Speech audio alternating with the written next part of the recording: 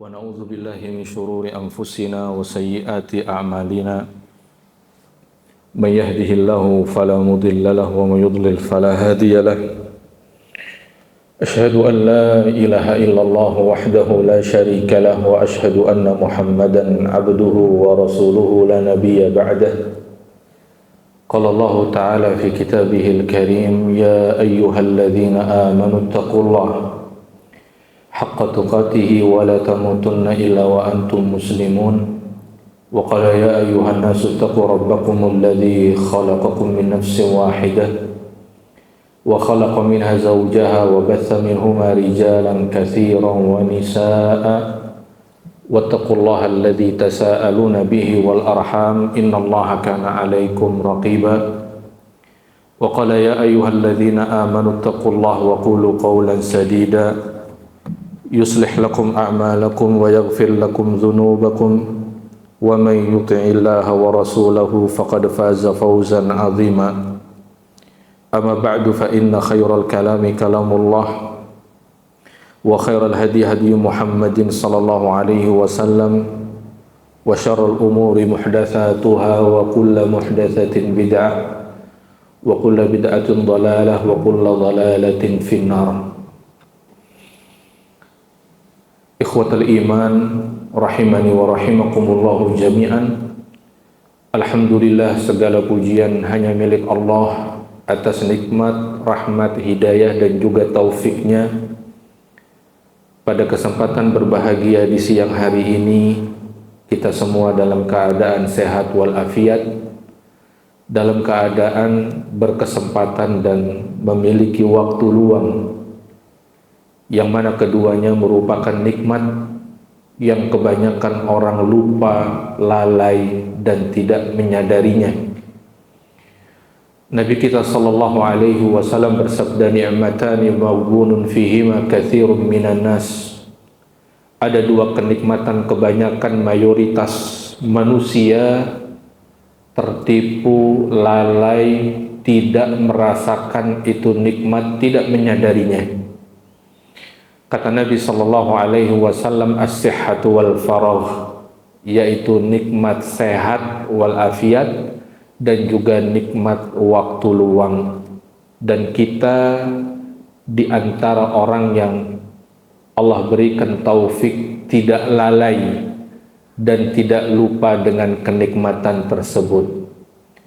Mudah-mudahan Allah subhanahu wa ta'ala senantiasa menambahkan kepada kita semua kenikmatan-kenikmatannya. Salawat dan juga salam senantiasa tercurah bagi Nabi yang mulia salawatullah wassalamuhu alaih beserta keluarga, sahabat dan umatnya yang komitmen dengan sunnah beliau hingga kiamat kelak. Ikhwatal iman wa akhawat fillah rahimani wa rahimakumullahu jami'an. Pada kesempatan berbahagia di siang hari ini, insyaallah kita akan mengangkat sebuah tema yang berjudul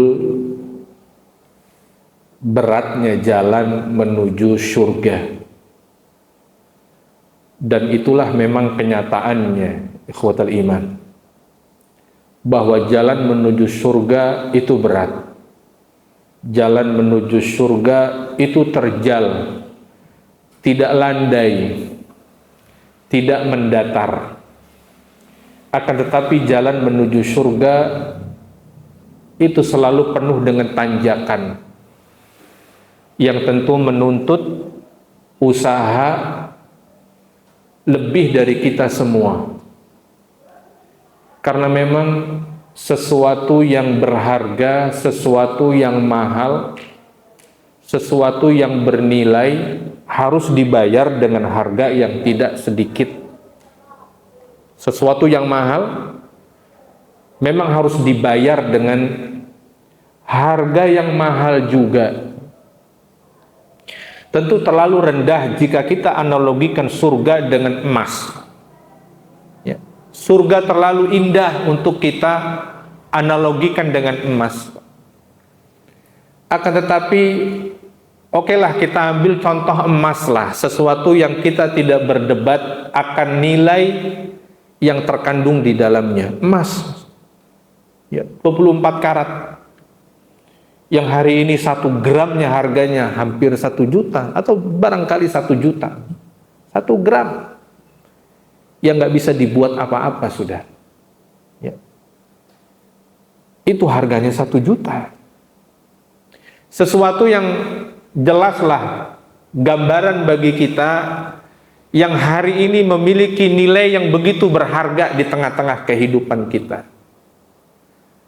Sudah barang tentu surga jauh lebih mulia jika kita bandingkan dengan emas. Emas itu, Pak, proses mendapatkannya berat. Ada yang tambangnya di atas permukaan, ada yang tambangnya di bawah permukaan. Kedua-duanya, kedua proses tersebut sangat beresiko. Bahkan ada beberapa kawan, ya, penambang kecil, Mas. Penambang emas. Mereka yang bermain di atas permukaan.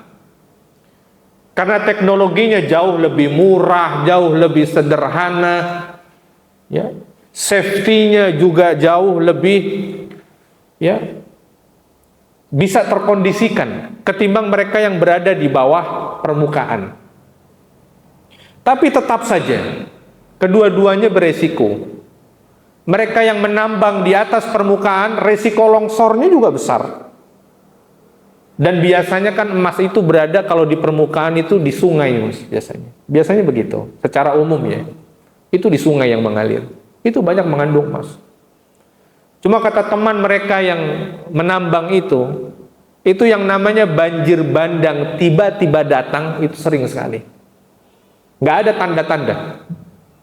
Tiba-tiba sedang menambang, air besar datang. Begitu. Bahkan resikonya nyawa. Ya. Hasil yang didapat tidak sebanyak tambang modern yang ada di bawah permukaan. Semacam yang dilakukan Freeport itu di Papua. Hasilnya nggak sebanyak di sana. Di permukaan itu hanya kecil-kecil saja. Mereka nggak banyak dapatnya. Akan tetapi menguntungkan. Tapi resikonya begitu besar. Apalagi mereka yang berada di bawah permukaan itu di Freeport. Ya. Ada semacam kota kecil di bawah permukaan 1000 meter di bawah tanah. Teman-teman yang ya berdakwah di PT Freeport itu, ya, mereka ya membuat kajian sholat Jumat itu di bawah kedalaman 1000 meter, Pak. Ya, itu satu-satunya sholat Jumat di bawah permukaan tanah itu. Ada ruangan besar yang digali, ya, mirip aula dan bisa digunakan masjid, itu 1000 meter di bawah tanah. Ya, sholat Jumat di situ. Ya, mereka yang sudah masuk ke tambang itu kadang bisa seminggu baru keluar. Karena apa? Terlalu jauh. Masuknya bisa berkilo-kilometer ke dalam. Ya, untuk ke lokasi itu. Jadi mereka yang sudah masuk, ya udah mereka beraktivitas berhari-hari di sana, nggak keluar. Ya, makanya disebut seperti kota kecil, ada masjidnya, ada kantinnya, macam-macam di situ. Keperluan orang. Ya, karena ada ribuan penambang di situ. Dengan biaya yang sangat mahal, resiko yang sangat tinggi. Anda bisa bayangkan. Kalau tiba-tiba gempa dan menutup pintu gua, ya, apa yang terjadi? Malapetaka. Itulah harga mahal yang harus dibayar untuk mendapatkan emas. Sesuatu yang berharga, sesuatu yang mahal, memang harus dibayar dengan harga yang mahal. Apalagi surga. Memang jalannya yang ditempuh terjal, jalannya yang ditempuh berat, Mas. Begitu berat. Banyak sekali rintangannya yang menghalangi diri kita fokus kepada tujuan kita, yaitu surga. Sampai Allah dalam Al-Quran, Mas, dalam surat Al-Baqarah ayat 214, Allah Ta'ala berfirman, Am hasibtum an tadkhulul jannata walamma ya'tikum mathalul ladzina khalau min qablikum. Kata Allah Subhanahu wa taala, am hasibtum an tadkhulul jannata wa lamma ya'tikum mathalul ladzina khalau min qablikum massatuhumul ba'sa'u wad-dharra'u wa zulzilu hatta yaqula ar-rasulu wal ladzina amanu ma'ahu mata nasrullah ala inna nasrallahi qarib. Allah taala berfirman di dalam kitabnya, ataukah kamu mengira bahwa kamu akan masuk surga? Kata Allah, apakah kamu mengira bahwa kamu akan masuk surga sedangkan belum datang kepada kalian cobaan, ujian? Apakah seseorang maksudnya akan masuk surga tanpa diuji sama Allah? Tanpa ditimpakan cobaan, musibah, ujian terhadap agamanya? Apakah kalian akan dimasukkan surga begitu saja oleh Allah? Maka tentu jawabannya tidak. Kalian akan masuk surga setelah melalui ujian dan cobaan. Jadi justru Pak, jangan kita merasa aman dan tenang kalau dalam kita menjalani agama ini lempeng-lempeng aja nggak ada ujian Pak. Jangan kita merasa aman. Bukan kita nyari gara-gara juga Pak. Bukan maksudnya kemudian, oh kok kurang menantang ya, oh anak cari gara-gara lah tengah masyarakat, oh antum sesat, antum itu namanya nyari gara-gara Pak. Ya. Lagi ada acara keislaman ya di masyarakat, banyak orang, antum masuk ambil mic, acara ini bid'ah, antum semua ahlul bid'ah, ini semua, itu namanya cari musuh Pak. Bukan dengan cara itu kita agar dapat cobaan dan tantangan, bukan, itu nyari penyakit namanya. Ya. Allah dalam kitabnya menjelaskan, am hasibtum an tadkhulul jannata, apakah kalian mengira kalian akan dimasukkan surga oleh Allah tanpa diuji, tanpa diberi cobaan sama sekali? Terus terang Pak, kita itu sejak dilahirkan oleh ibu kita menjalankan Islam, coba deh kita pikir-pikir, ada nggak ujian berat? Nggak ada. Ya. Mungkin memang kita belum berbuat banyak, makanya nggak ada ujiannya. Ya. Karena kita tuh menjalankan agama Islam, ya sebatas untuk kita pribadi dan orang terdekat kita. Makanya aman-aman aja Pak, nggak ada gejolak. Nggak ada gejolak sama sekali. Nggak menantang. Ya.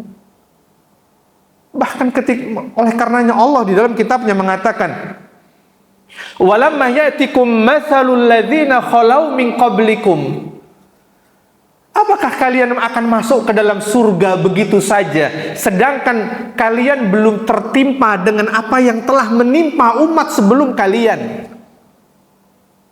Ya. Dalam kita menjalani agama kita, keyakinan kita, berpegang teguh dengan keyakinan itu, kita belum merasakan apa yang dirasakan umat terdahulu. Ayat ini kan sebab turunnya ketika saat perang Ahzab itu Pak. Ketika bangsa Arab, Yahudi, ya, dan kaum musyrikin mereka berkoalisi, ya, membentuk, kalau sekarang ada NATO, ya fakta militer gitu lah Mas, negara Pasifik. Dulu udah ada Pak. Ya, jadi NATO itu bukan yang pertama. Ya. Mereka hanya yang menjiplak saja. Pasukan koalisi sejak dulu sudah ada. Ya, itulah perang Ahzab itu. Atau yang kita kenal dengan perang Khandaq. Ya, ketika lebih dari 10.000 pasukan Yahudi, musyrikin, ya, mereka bergabung, mereka berkoalisi, membentuk fakta militer, menghabisi kaum muslimin. Ya. Berhari-hari Pak mereka dikepung dalam benteng. Ya. Berhari-hari mereka terjaga, memastikan musuh tidak menyeberangi parit. Karena ada celah bagian yang memang itu bisa dilintasi oleh kuda-kuda musuh. Saking sibuknya Nabi dan kaum muslimin berwaspada. Ya.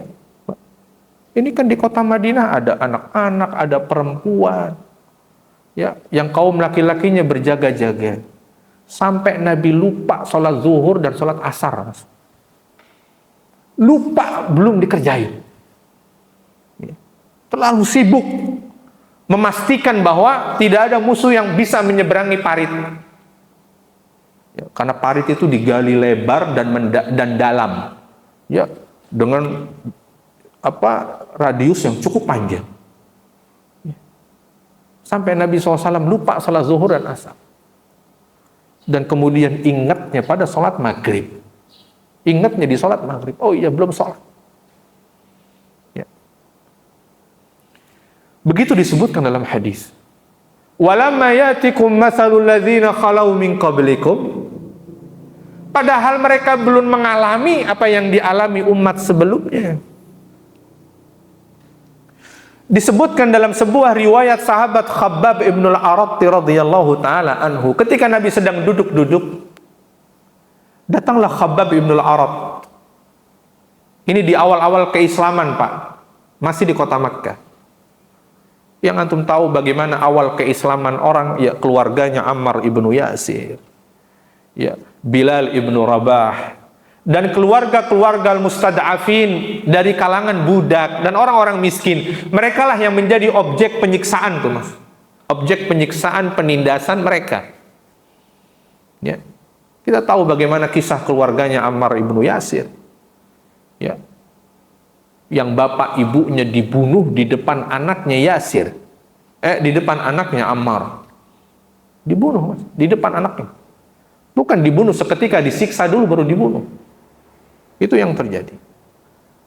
Dan waktu itu Nabi tidak mampu berbuat apa-apa melainkan hanya mendoakannya. Dari kejauhan Nabi SAW mendoakan, sabran ala Yasir, fa inna maw'idakumul jannah. Nabi tidak bisa berbuat apa-apa. Ya, situasi waktu itu masih lemah. Nabi hanya bisa mengucapkannya dari jauh, melihat sabar keluarga Yasir. Sesungguhnya janji Allah untuk kalian adalah surga. Sesungguhnya janji Allah untuk kalian adalah surga. Ya, dan Nabi tanpa bisa berbuat apa-apa. Nah, di awal-awal masa keislaman seperti itulah keadaannya. Maka datanglah Khabbab ibn al-Arat radhiyallahu taala anhu kepada Rasulullah. Berkatalah, ya Rasulullah, ala tansuru lana. Kata Khabbab, ya Rasulullah, tidaklah engkau memohon kepada Allah agar memberikan kemenangan kepada kami, agar memberikan pertolongan kepada kami, ya Rasulullah. Kami dalam keadaan terdesak, dalam keadaan tertindas. Ya. Apa kata Nabi Sallallahu Alaihi Wasallam? Ini yang kita tahu, Mas, ya. Ini Khabbab ibn al-Arat ini bukan sekedar dituduh teroris, terlalu ringan. Ya. Baru dituduh teroris, baru dibilang kebanjiran celananya, ya, baru dibilang aliran sesat. Ya. Kadar yang dirasakan Khabbab ibn al-Arat tidak seringan itu, Pak. Ya, tidak seringan itu. Ini sudah sampai pada tahap fisik, penindasan, bahkan pembunuhan. Datang kepada Nabi Sallallahu Alaihi Wasallam, ya Rasulullah, tidakkah engkau memberikan pertolongan kepada kami? Tidakkah engkau memenangkan kami? Tidakkah engkau melindungi kami, ya Rasulullah? Apa jawab Nabi Sallallahu Alaihi Wasallam? Dahulu ada umat yang menjaga keimanannya kepada Allah. Dia digergaji jadi dua, Pak. Disebut dalam hadis begitu. Dahulu ada seseorang, antum ingat kisahnya, Ashabul Ukhdud, ya, kisah Ashabul Ukhdud, ya, kisah seorang pemuda, ya, yang ada salah satu dari pejabat raja yang berkuasa pada hari itu ikut beriman. Apa konsekuensi dari keimanannya? Disebutkan dalam hadis itu kisahnya. Dia digergaji dari dua, dari kepala sampai terbelah menjadi dua bagian, Pak. Digergaji. Antum jangan bayangkan gergaji mesin, Pak, cepat itu. Brr. Ini gergaji tangan. Antum bayangkan bagaimana Ya. Itu harga yang harus kita bayar. Banyak dalam ayat Allah Subhanahu wa taala menyebutkan ahasiban nasu an alif lam mim ahasiban nasu an yutraku an yaqulu amanna wa hum la yuftanu. Alif lam mim, apakah manusia mengira, kata Allah. Apakah manusia mengira setelah dia menyatakan dirinya beriman, setelah dia mengambil jalan hijrah, kan itu yang lagi populer tuh Pak. Apakah manusia mengira setelah dirinya beriman atau setelah dirinya mengambil resiko jalan hijrah, lantas Allah tidak mengujinya begitu saja? Akan dibiarkan begitu saja? Oh enggak. Setelah dia merasa telah mengambil jalan hijrah, tunggu konsekuensinya. Tunggu ujian dan cobaan yang akan mendera. Boleh setiap mahasiswa mengklaim dirinya mahasiswa terbaik. Silahkan. Mau yang nggak pernah kuliah, yang malas-malasan, silahkan mengklaim dia mahasiswa terbaik. Kapan dibuktikan? Ya nanti setelah ujian, Pak. Apakah ucapannya itu hanya klaim semata, ataukah memang fakta? Tapi diketahui nyata, fakta, atau klaim semata. Kapan?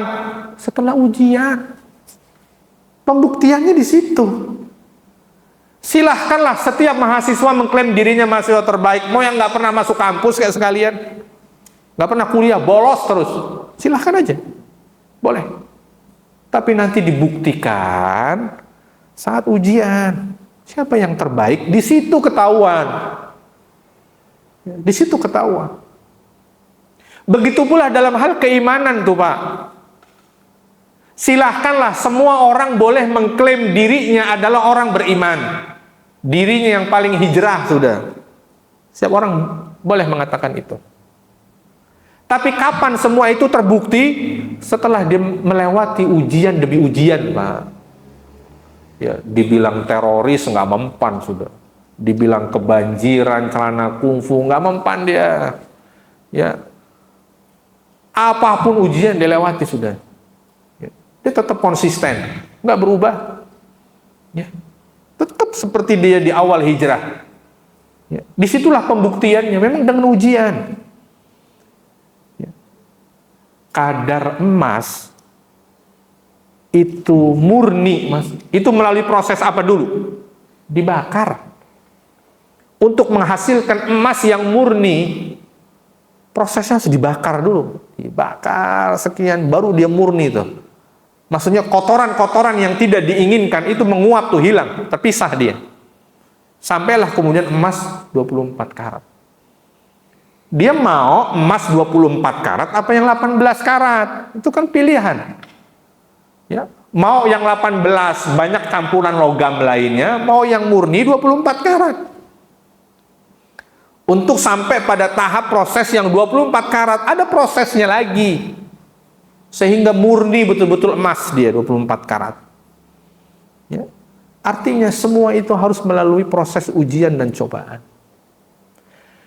Ikhwatal iman rahimani wa rahimakumullahu jami'an. Mas, kita selesai jam berapa ini? Udah mau jam 10 ya. Ya. Nah, di hadapan kita bahwa jalan menuju surga itu berat, jalan menuju surga itu terjal. Lantas apa yang harus kita lakukan? Itu yang paling penting, Mas. Pasal berat terjal, ya memang kenyataannya udah begitu. Allah sudah tetapkan seperti itu. Nggak bisa dirubah ketetapannya.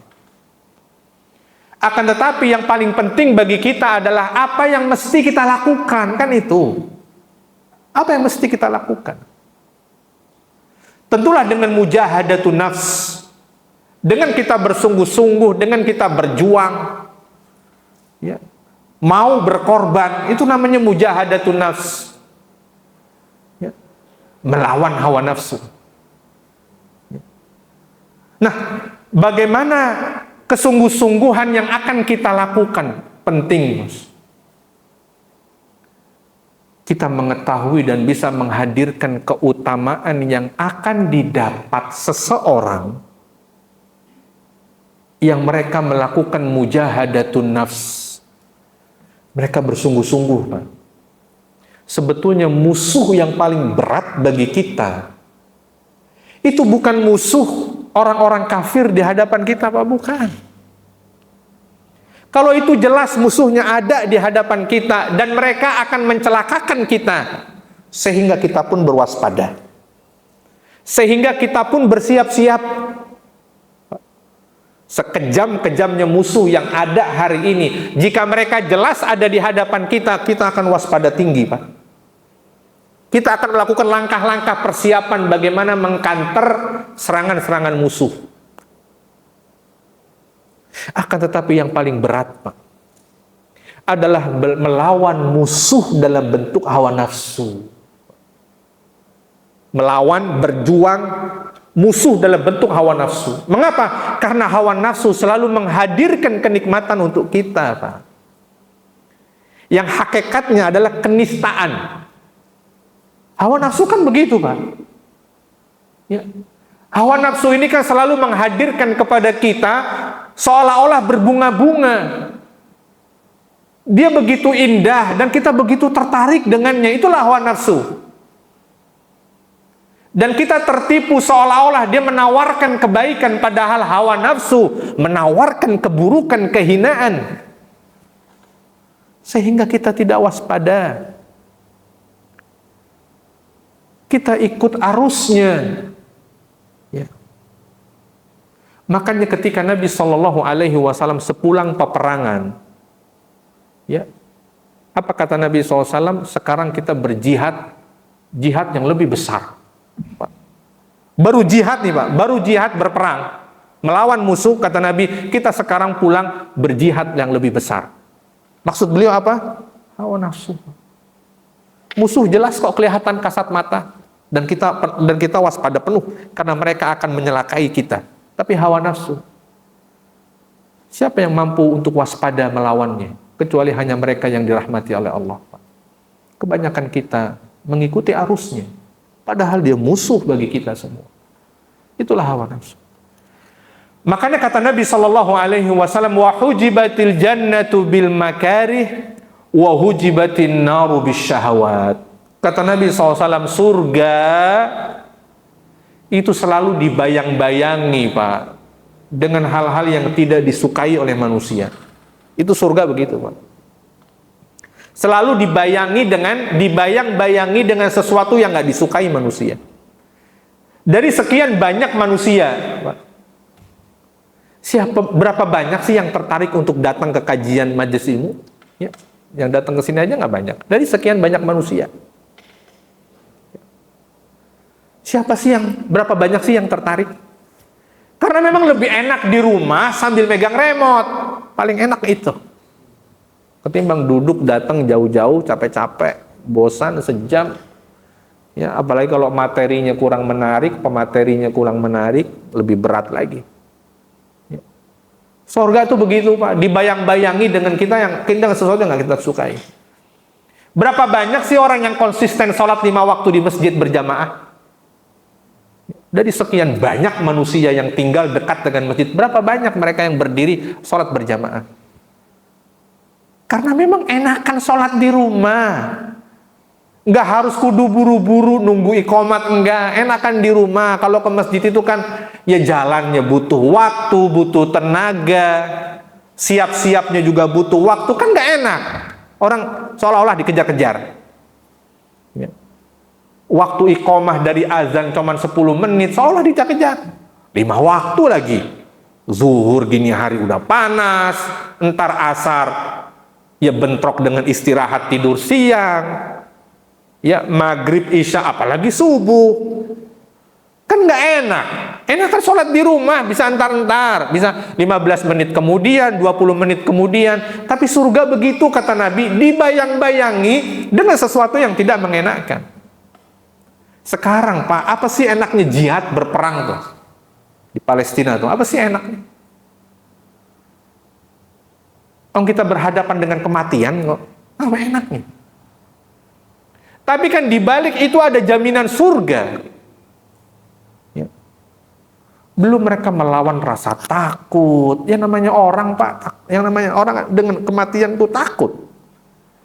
Iya, kalau dia jatuh bom langsung ke dia mati selesai. Lah kalau buntung dulu, ya hidup dulu seminggu, ini udah hancur isi perutnya, nggak mati-mati.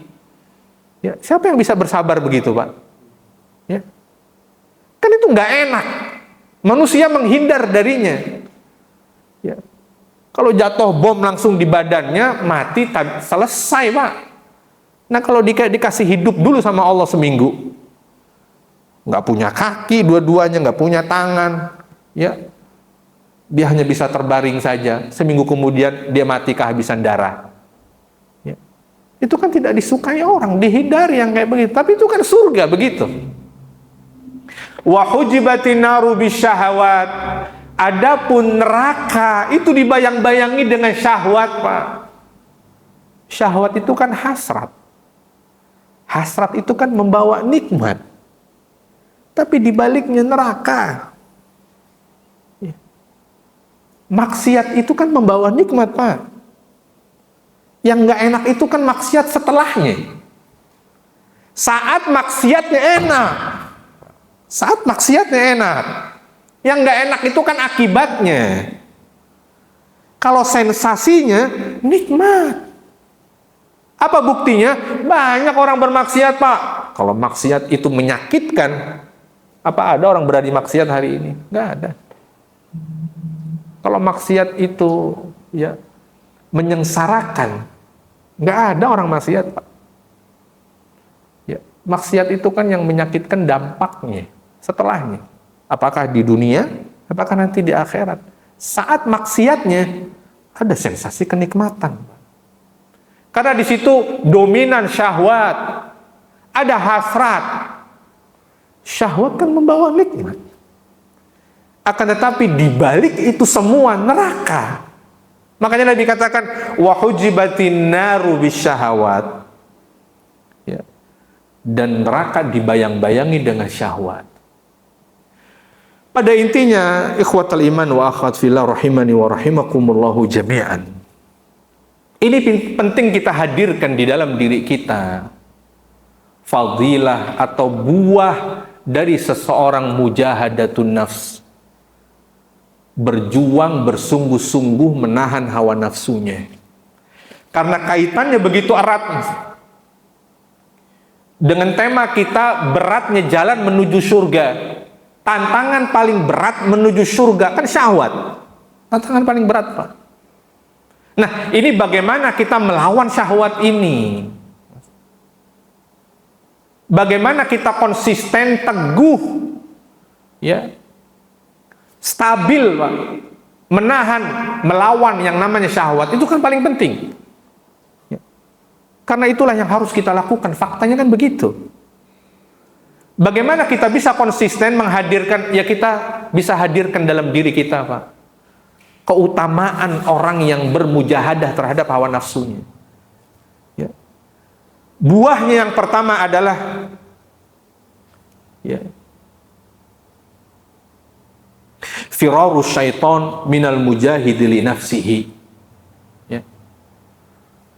Kalau kita bisa menghadirkan dalam diri kita bahwa keutamaan seseorang yang melawan hawa nafsunya, syaitan akan lari dari kita, niscaya kita akan semangat, Pak. Itu buah. Ketika seseorang bermujahadah terhadap hawa nafsunya, syaitan akan lari darinya.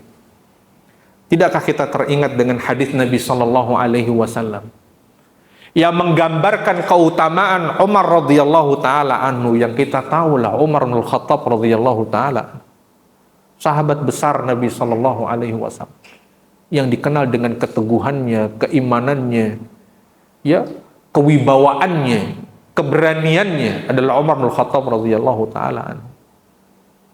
Ya. Kata Nabi Shallallahu Alaihi Wasallam, kalau seandainya ada nabi setelah saya, maka Umarlah orangnya, kata Nabi. Ya. berkumpul di dalam diri Umar sifat-sifat kenabian. Kata Nabi, kalau seandainya ada Nabi setelah saya, dan faktanya nggak ada Nabi setelah beliau, maka Umarlah orangnya, kata Nabi SAW. Tahukah kita bagaimana Umar di masa sebelum Islam? Orang yang paling keras, orang yang paling benci dengan Nabi SAW, Pak. Ya.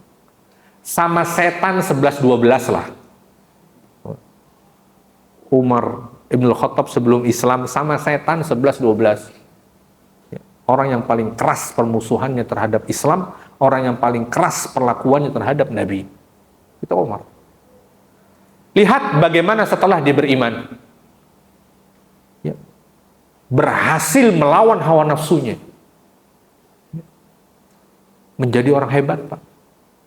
Sampai Nabi SAW mengatakan seandainya Umar jalan di satu jalan dan syaitan lewat juga di jalan itu, tahu Umar lewat situ, dia akan cari jalan lain, Pak. Setan milih jalan lain.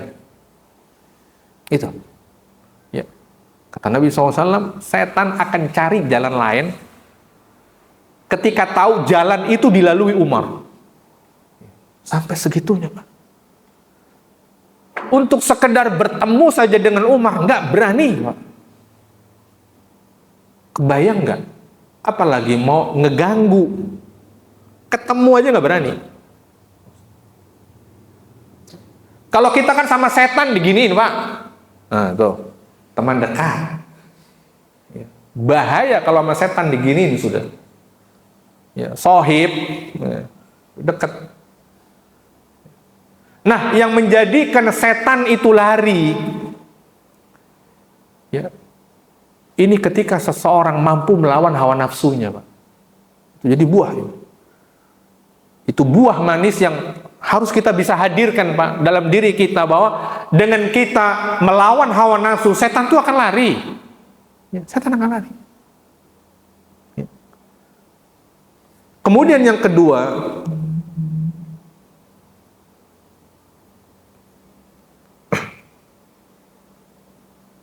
bahwa orang yang melawan hawa nafsunya, dia akan diberi keteguhan dalam agama. Orang yang mampu melawan hawa nafsu, dia akan diberi keteguhan oleh Allah dalam agama. Itu buah yang harus kita hadirkan dalam diri kita, sehingga kita penuh dengan semangat ini. Melawan hawa nafsu, begitu bergairah kita melawannya. Ada semangat yang begitu tinggi. Karena dengan cara itulah dia akan dikokohkan dan diteguhkan oleh Allah berada di atas agama. Berada di atas agama. Kata Nabi SAW dalam hadisnya, al-mujahidu man jahada nafsahu lillahi azza wa jal, haditsun sahih. Kata Nabi SAW, mujahid, pejuang yang sejati, kata beliau. Pejuang yang sejati adalah mereka yang mampu berjuang melawan hawa nafsunya karena Allah. Yang mampu berjuang melawan hawa nafsunya karena Allah. Itulah yang namanya pejuang sejati, Pak. Ya. Pejuang yang sesungguhnya, yang sejati, bukan di medan perang, Pak. Kalau itu jelas musuhnya kelihatan mata. Tapi mereka mampu menjadi pejuang sejati melawan hawa nafsu di saat orang nggak ada, dia mampu melawannya, Pak. Itulah makanya kata Nabi SAW, dalam, ya, sabdanya Nabi SAW dalam sekali maknanya, Pak. Ya. Seseorang yang mampu berjuang melawan hawa nafsu di saat sendirian, itulah hakikat pejuang sesungguhnya, Pak.